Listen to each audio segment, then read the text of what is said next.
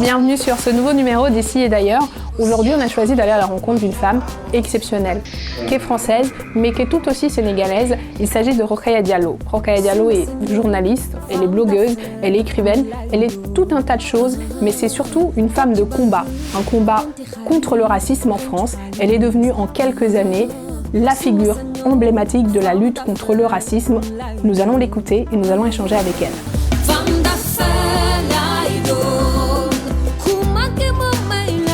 Rokhaya Diallo, bonjour. Bonjour. On est ravis de te rencontrer aujourd'hui à Paris dans un événement. Comment tu vas? Je vais très très bien, merci. Et toi-même? Ça va, ça va.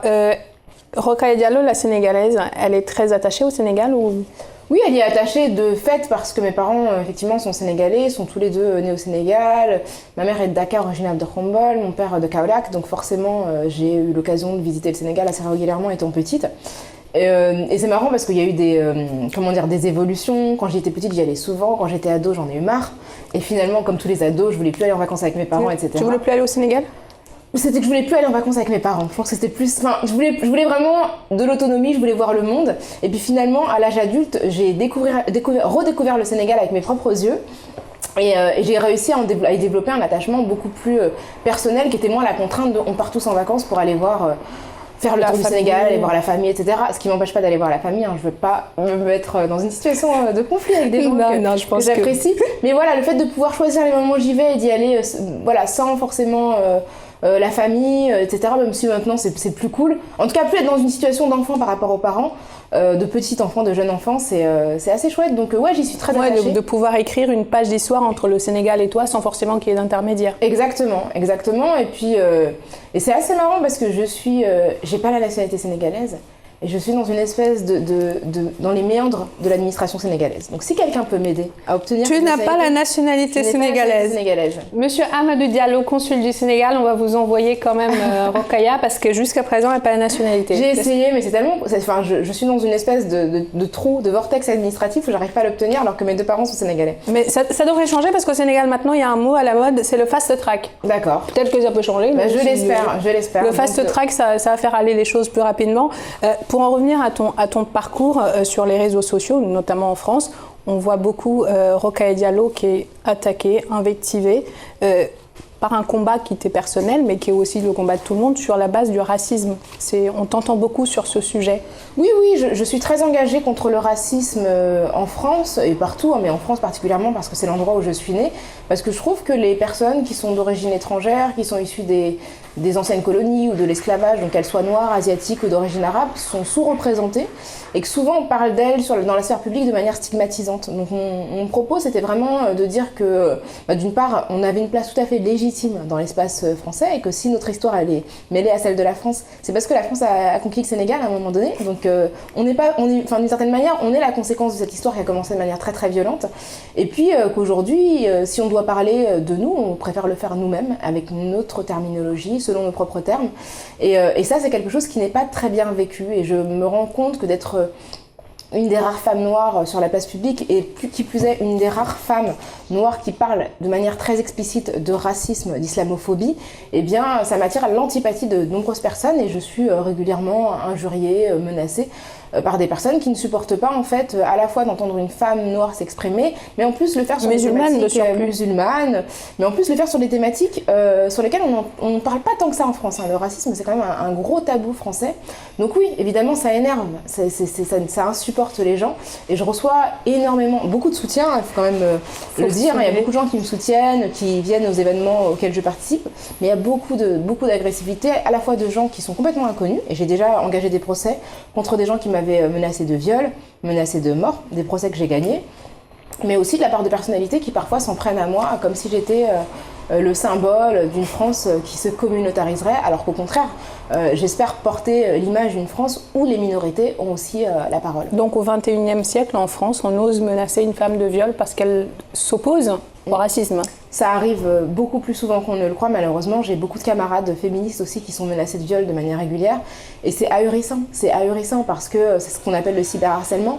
Et c'est une manière de tenter de nous faire taire et de nous renvoyer à notre condition de femme. Parce que quand on dit à une femme qu'on va la violer, c'est une manière de lui dire, ben voilà, en fait, tu n'as pas le droit d'investir cet espace et je vais te rappeler qui tu es en tant que femme. Et c'est de l'intimidation. L'idée, c'est vraiment de nous décourager et nous inciter à nous retrancher de la sphère publique.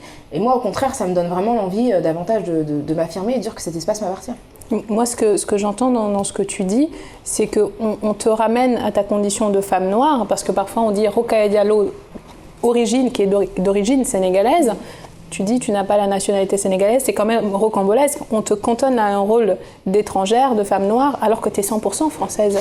Ce que je trouve fou, en fait, c'est qu'on ne me laisse pas vraiment le choix de me définir.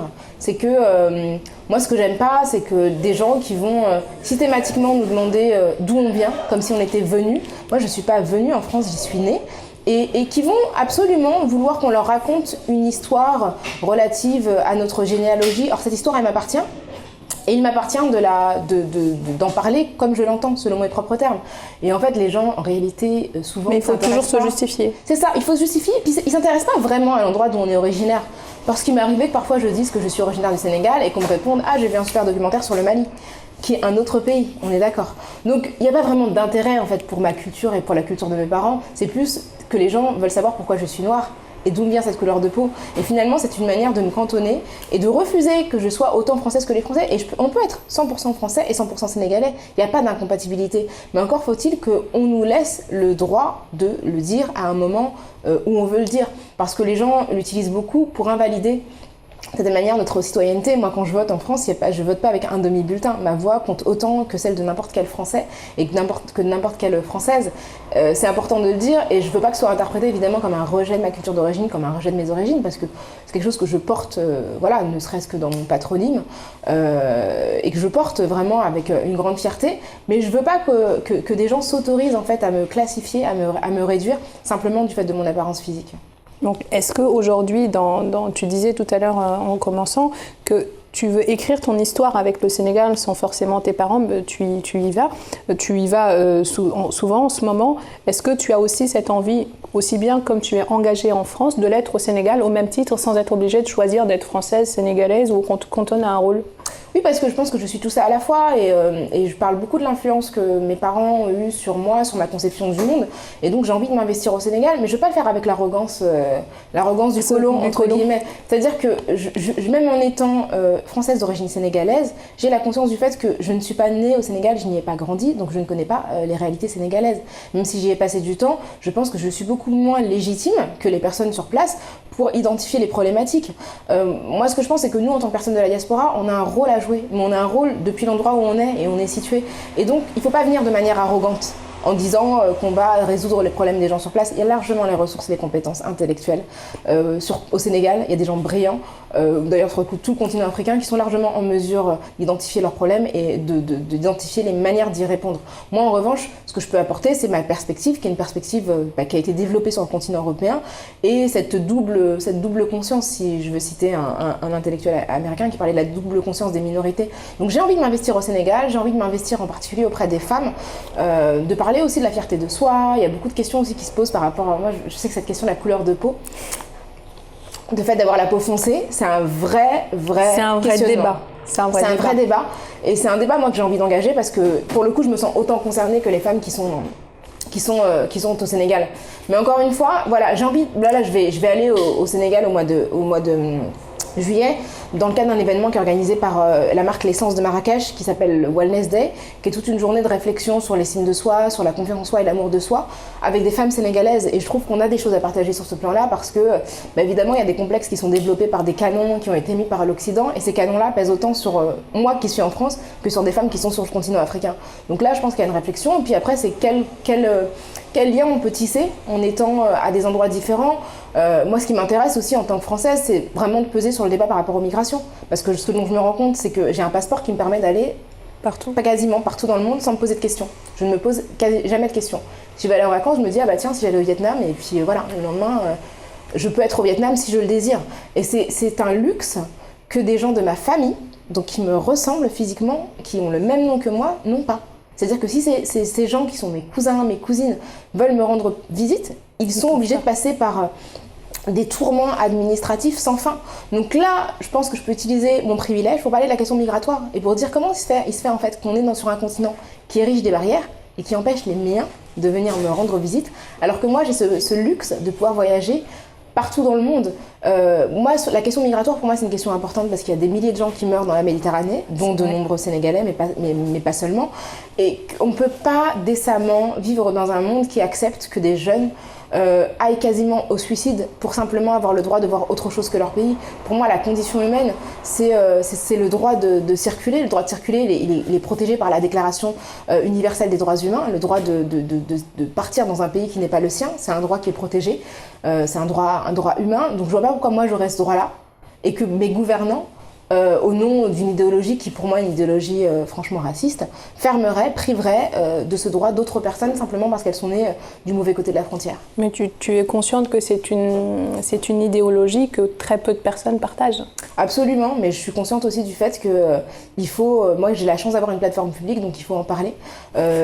Quitte à s'attirer les foudres de tout le monde. Absolument, mais je trouve que c'est un peu facile. C'est-à-dire que le confort dans lequel je vis, il est lié à l'oppression d'autres personnes. Donc ne pas en avoir conscience, je trouve que c'est irresponsable. Et le minimum, c'est de se dire que si on vit aussi confortablement, c'est parce que d'autres personnes sont exploitées et que le luxe qu'on a de pouvoir circuler aussi simplement et aussi facilement, il ne doit pas nous faire oublier ce que subissent d'autres personnes. Et voilà, il y a des pays africains comme l'Algérie qui ne donnent pas des visas de manière mécanique à tout le monde. Et je trouve que quand moi je vois des Français qui veulent aller en Algérie, qui se voient refuser leur visa, je leur dis en même temps, c'est la vie de la plupart des gens sur cette terre. Et c'est vrai que du coup, on n'ira pas dans nos vacances, on n'ira pas prendre nos vacances dans le désert algérien. Mais en même temps, ça me semble important qu'on nous rappelle que oui, on n'a pas, c'est pas censé être automatique. Et je sais que c'est subversif, mais en même temps, il y a des partis on sort des élections européennes, il y a des partis qui portent ces idées-là. Mais aujourd'hui, en France, il y a quand même de plus en plus de camps de migrants qui se remplissent. Il y a de plus en plus de SDF. Si déjà, avec on n'a pas la capacité d'accueillir déjà le contenu d'aujourd'hui, est-ce qu'en ouvrant un peu plus, en accueillant un peu plus, ça ne va pas être l'explosion? Ça ne va pas être la guerre? Ça, je trouve que c'est un fantasme. C'est un fantasme dont je comprends l'origine. Mais quand on est très pragmatique, ce dont on se rend compte, c'est qu'il y a beaucoup de migrants qui s'établissent de manière clandestine et qui vivent dans la clandestinité et du coup qui restent. Ce qu'on a remarqué, ce que remarquent les universitaires, les sociologues, c'est que quand on donne la possibilité à une personne migrante d'avoir une situation régulière, c'est-à-dire que quand cette personne a des papiers, la première chose qu'elle fait, c'est de repartir dans son pays d'origine. Et souvent, on a des personnes qui sont en situation de migration irrégulière, qui restent bloquées en France pendant 10 ans, pendant 20 ans, sans la possibilité de rentrer chez eux, parce que en fait, ils sont dans la clandestinité. Et en réalité, si on ouvrait davantage les frontières, si on était dans quelque chose de plus souple, les gens feraient des allers-retours beaucoup plus facilement. Et peut-être qu'ils ne s'établiraient pas de manière aussi longue, comme on imagine qu'ils veuillent le faire. Et en plus, on n'est pas débordé par l'immigration. La France est un des pays les moins accueillants sur le plan européen en termes de migrants. La Suède, l'Allemagne sont beaucoup plus accueillantes que la France. Et pourtant, l'Allemagne et la Suède se portent beaucoup mieux économiquement que la France. Donc je pense qu'il y a un moment donné, il faut arrêter les fantasmes. On a besoin de cette richesse. Le continent européen n'a jamais été aussi riche qu'à l'époque de la Renaissance, à l'époque où justement les artistes circulaient et produisaient des œuvres qui sont aujourd'hui des œuvres qu'on va voir dans les plus grands musées du pays. Donc je ne crois pas du tout à ce mythe des migrants qui viendraient nous priver de notre bien-être parce qu'on est un pays qui vieillit. Et si on fait la balance économique, les migrants rapportent plus d'argent qu'ils n'en coûtent puisqu'ils payent des impôts et puisqu'ils produisent des richesses. Donc aujourd'hui, en fait, l'immigration telle qu'elle est perçue en Europe, elle est totalement... elle n'est pas bien perçue en Europe, en tout cas, elle est mal perçue par ceux qui veulent faire croire à tout le monde que les migrants vont nous envahir, en fait. Oui, puis elle est fantasmée, c'est-à-dire qu'il y a beaucoup de fantasmes sur la réalité du nombre de personnes étrangères en France. C'est-à-dire qu'en fait, si on regarde les choses depuis 40 ans, le pourcentage d'étrangers en France n'est pas plus élevé aujourd'hui qu'au début des années 80. Donc ça veut bien dire qu'il y a quelque chose qui est de l'idéologie et qui est du fantasme. De la même manière, les gens ont peur des migrants, des migrants et des migrantes d'ailleurs, parce qu'ils pensent beaucoup aux migrants africains et ils pensent beaucoup aux migrants musulmans. Il y a vraiment cette crainte de l'islam. Et quand on fait des sondages et qu'on demande aux Français on leur demande en fait à combien ils estiment le nombre de musulmans en France. Les Français sont ceux qui surestiment le plus le nombre de musulmans dans leur pays de tous les autres Européens. Les Français pensent qu'il y a 30% de musulmans en France. Le vrai chiffre, c'est 6%. Ce n'est que 6% sur 66 millions de personnes. Voilà, apparemment il y aurait 5 à 6 millions de musulmans, donc c'est pas énorme. Ce qui n'est pas énorme. C'est pas énorme. Sur une population, donc sur une population aussi importante, mais les Français pensent qu'il y a 30% de musulmans. Donc ils pensent qu'il y a 20 millions de musulmans. C'est plus de 20 millions, ce serait 22 millions même. Donc on voit qu'on est dans un délire on passe des migrants, des clandestins aux musulmans. Parce que le musulman, il peut être né ici, parce que toi, absolument, tu es né ici, tu es française. C'est ça. La plupart des musulmans sont français, ils ne sont pas des migrants, l'écrasante majorité. Mais dans la tête des gens, c'est pour ça que je fais le fil entre les deux, c'est que les gens imaginent que les migrants sont des musulmans et que les musulmans ne sont pas français. Et bien sûr, la plupart des musulmans de France sont nés en France. Et d'ailleurs, le territoire français, il y a plus de musulmans, c'est Mayotte. 95% ou 90% des Mahorais sont musulmans, mais il y a aussi des musulmans à La Réunion, donc sont deux territoires français qui sont dans l'océan Indien, deux départements français qui sont dans l'océan Indien. Donc on se trompe sur ce qu'on imagine des musulmans de France. Donc pour en revenir un peu plus au Sénégal, sur le déplacement que tu vas y faire, au Sénégal, aujourd'hui, on constate, mais dans certains pays d'Afrique aussi, que les femmes ont tendance à se dépigmenter la peau. Je pense que c'est un combat que tu regardes aussi sur l'estime de soi. Tu parlais de l'estime de soi, s'aimer. Est-ce qu'aujourd'hui, l'image qu'on renvoie aux femmes africaines sur les codes de beauté, est-ce que ça ne fausse pas un peu la projection des femmes africaines ? Oui, je trouve que c'est quelque chose de très valeureux, c'est-à-dire qu'on vit une oppression, à la fois une oppression économique, mais aussi une oppression esthétique. C'est-à-dire que les canons de beauté tels qu'ils ont été érigés ont promu les traits physiques qui correspondaient aux traits des personnes dominantes, en situation de domination coloniale ou esclavagiste. Et donc on a construit l'idée que ce qui était plus beau était blanc. Et on voit de toutes les façons, les unes de magazines, même les célébrités noires, souvent les femmes noires qui sont célèbres et qui sont valorisées, ce sont les femmes les plus claires de peau. Et c'est vrai que ça instille chez les femmes noires, qu'elles soient en Afrique ou sur d'autres continents, le fait que celles qui sont très très foncées sont moins belles que les autres. Et ça, je l'entends beaucoup, y compris au Sénégal et dans ma propre famille. J'ai des personnes qui se dépigmentent ou qui sont complexées parce qu'elles ont la peau très foncée. Et ça ramène des problèmes de santé graves. Très très grave. On est sur un problème de santé majeur, avec des cancers, avec des peaux qui perdent toute leur protection, avec parfois des décès prématurés, simplement pour correspondre à des canons de beauté, alors que les peaux noires sont extrêmement belles. Et je pense à cette femme, Lupita Nyong'o, qui est une actrice mexicano-kenyane américaine, qui a été oscarisée en 2014 pour son rôle dans 12 Years a Slave, et qui joue dans Black Panther, qui est assez foncée de peau et qui a fait un speech en disant que quand elle était petite, elle priait chaque jour pour que Dieu lui donne la peau plus claire. Et qu'elle était absolument complexée par sa couleur de peau, et qu'un jour en fait elle a vu Alek Wek, qui est mannequin d'origine soudanaise, et que ça l'a complètement décomplexée qui a la peau très très foncée par rapport à sa couleur de peau. Et aujourd'hui, Lupita Nyong'o, c'est une femme qui est magnifique, qui est égérie Lancôme, qui est la première noire à être égérie de la marque Lancôme. Et je trouve que ces exemples-là montrent aussi aux petites filles qu'on peut être noire foncée et qu'on peut être belle, on peut être considérée comme belle, et on peut être même un modèle pour d'autres femmes qui sont moins foncées. Donc il y a un vrai travail à engager sur cette question-là, et je pense vraiment que moi c'est quelque chose que j'ai envie de partager avec des femmes sénégalaises pour vraiment qu'on arrive. Je me souviens de la campagne qui avait été lancée notamment par Aïcha Dem qui s'appelait Nul Cook, après qu'une marque avait lancé, une marque de Ressal, donc d'éclaircissant, avait lancé une campagne Respect. Voilà, Respect. Et du coup la réponse était Nul Cook, ce qui veut dire noir foncé, et de dire qu'on peut être noir et très belle. Et donc il y avait une page Facebook qui montrait des modèles comme cela. Et je trouve que ça, c'est des initiatives qui sont positives, qui peuvent permettre aux jeunes femmes, mais même aux femmes plus âgées, d'accepter leur couleur de peau, et pas seulement de l'accepter d'une manière résignée, mais de l'affirmer et de dire que ça peut être très beau. On n'a pas besoin toutes d'être Beyoncé, quoi. Je veux dire, Beyoncé est magnifique, mais au Sénégal, les femmes sont foncées, elles sont aussi très très belles, et ça, c'est un capital qui, pour moi, doit être valorisé. Parce qu'aujourd'hui, quand on revient à des principes au Sénégal, ça se perdure encore un peu aujourd'hui, mais les femmes les bouges, je ne sais pas si tu connais à l'époque, elles sont très foncées de peau, elles ont quand même une façon de se maquiller, de se mettre en valeur qui était exceptionnellement belle et traditionnelle. Donc, ce qui veut dire qu'aujourd'hui, c'est une question d'identification et de place de chacun. Exactement, et c'est une question aussi de savoir perdu, de savoir et de traditions qui sont perdues. C'est-à-dire que tous les schémas ont été bousculés par le fait de placer à l'échelle supérieure la beauté blanche, et du coup, les traditions qui qui valorisaient les peaux noires foncées ont disparu d'une certaine manière. Et du coup, c'est vrai que cette manière dont on va systématiquement donner beaucoup de valeur aux femmes qui ont la peau claire, un certain type de physionomie, c'est un dommage qui est terrible. Et je pense qu'on a aussi intérêt à se reconnecter avec des savoirs ancestraux, avec des expressions anciennes pour se situer et se retrouver en tant que personne africaine et afrodescendante.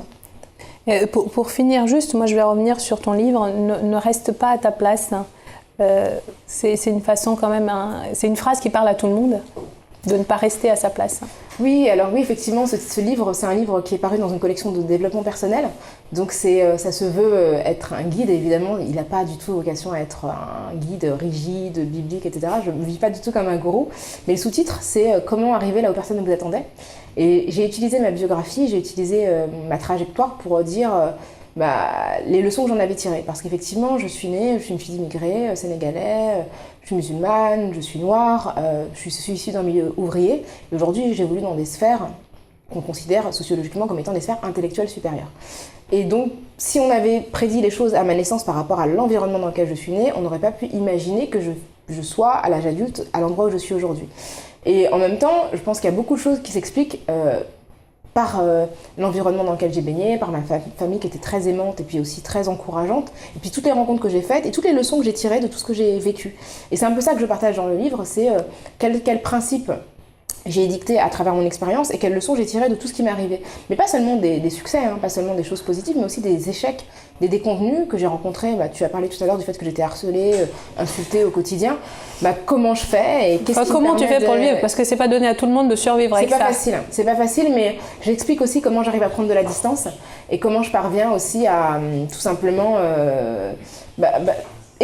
comprendre aussi qu'il y a une différence entre le personnage public et la personne que je suis réellement. Et en ça, ce que je dis, c'est que l'entourage, le fait d'être aimé au quotidien par des gens qui nous connaissent réellement, c'est quelque chose de salutaire. Et très honnêtement, quand je dis ne reste pas à ta place, c'est quelque chose que je veux partager. Et je ne suis pas dans le discours méritocratique. Moi, je ne crois pas à cette philosophie du quand on veut, on peut. Je pense qu'il ne suffit pas de vouloir. Parfois, la sociologie, parfois l'environnement nous empêche de rencontrer notre potentiel. Et donc, je ne veux pas culpabiliser les gens qui n'auraient pas de succès parce que plein de choses les en empêchent. Parce que souvent on dit il suffit de le vouloir. C'est absolument faux. Je pense que c'est plus facile de le vouloir quand on a toutes les cartes de son côté, quand on a la famille qu'il faut, le capital économique, le capital culturel qui nous permet d'avancer, et que c'est beaucoup plus dur. Je veux dire, il y a une ligne de départ, il y a des gens qui partent de là, d'autres qui partent de là. Donc vouloir quand on est là, c'est facile. Quand on est là, on a quand même tout un retard à combler, et parfois on n'a pas les ressources matérielles, intellectuelles, psychologiques, tout simplement pour combler ce retard. Donc moi, si on n'y arrive pas, je ne veux pas accabler les gens en leur disant c'est de votre faute. Simplement, mais maintenant, ce que je veux dire, c'est qu'on peut aussi célébrer les petites victoires. Et le fait de pouvoir parfois déjouer la sociologie à son niveau avec des victoires qui vont pas transformer la société et qui vont pas rendre la société juste, mais qui vont permettre de nous accomplir, de dire ok, j'ai fait ça et c'est super quoi. C'est pour ça que j'ai lancé un hashtag qui s'appelle « Ne reste pas à ta place » et qui demande aux gens de témoigner du moment dans leur vie où ils où elles ne sont pas restées à leur place. Et franchement, j'ai reçu des milliers de témoignages et c'est fabuleux parce que ça raconte plein de choses. Ça raconte pas seulement la réussite économique ou scolaire, parce que moi je crois que la réussite c'est pas seulement l'argent, c'est pas seulement les diplômes, c'est aussi réussir face à la maladie, c'est aussi parvenir à exercer le job de ses rêves, mais pas forcément un job qui est lucratif, mais un job artistique. C'est parvenir à, quand on nous a dit qu'on était trop noire ou trop grosse, à devenir mannequin. Pour Rihanna, je pense à Lena particulièrement, qui a témoigné, qui pèse 100 kilos et qui est mannequin pour Rihanna, pour Fenty, pour la marque Fenty. Et voilà, c'est se dire qu'on peut se voir dire des choses sur ce qu'on est et finalement arriver à les déjouer et s'affirmer en dépit. Mais ce hashtag, est-ce que finalement c'est pas le hashtag des opprimés, de ceux qu'on a longtemps dit tu n'y arriveras pas, ça marchera pas pour toi? Parce que moi j'ai un peu suivi, j'ai un peu d'ailleurs participé pour rien cacher, mais j'ai un peu suivi parce qu'il y a des jeunes filles qui vont dire moi quand j'étais en première année de droit, mon prof m'a sorti tu n'y arriveras pas, et je suis avec ma robe d'avocate et je suis avocate donc je suis à ma place. Est-ce que finalement c'est pas le hashtag de toutes ces personnes à qui on a dit de par ta couleur, de par ton appartenance, de par ton niveau social ou autre chose d'ailleurs, tu n'y arriveras pas. Absolument. C'est vraiment ça. C'est des gens à qui on a dit de rester justement à la place à laquelle la société les aurait assignés et qui finalement ont réussi à aller au-delà de ça. Et c'est vrai qu'il y a beaucoup de récits qui parlent de gens qui étaient dans un environnement scolaire où on leur a dit qu'ils ne parviendraient jamais à aller au-delà de tel ou tel niveau et qui se retrouvent dans une situation de réussite absolument formidable et admirable. Et je suis contente que tu aies participé à ce challenge parce que pour moi, c'est juste de me dire que ce titre ne m'appartient plus et que les gens s'en sont emparés et on en fait quelque chose, c'est génial. Ça sort des tripes quand on le fait. Ouais, c'est une bouffée d'air et c'est magnifique de me dire que toi tu te reconnais dedans et que tu arrives à raconter des choses qui sont très personnelles. Ça montre aussi qu'effectivement quand tu dis que c'est le hashtag des opprimés, il y avait aussi une volonté de revanche et de réaffirmation de la part de personnes qu'on voit pas beaucoup, à qui on a dit effectivement vous serez là et vous ne bougerez pas de là et qui sont pas restés justement à cette place-là. Et c'est très important de les faire exister parce que ce sont des voix qu'on n'entend pas souvent. En tout cas, merci beaucoup Rokhaya Diallo. Merci, c'était un plaisir. À très bientôt et puis on te souhaite beaucoup de courage.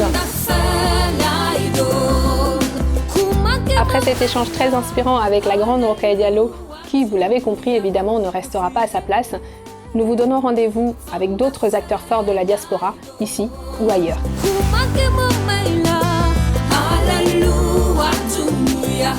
The free day.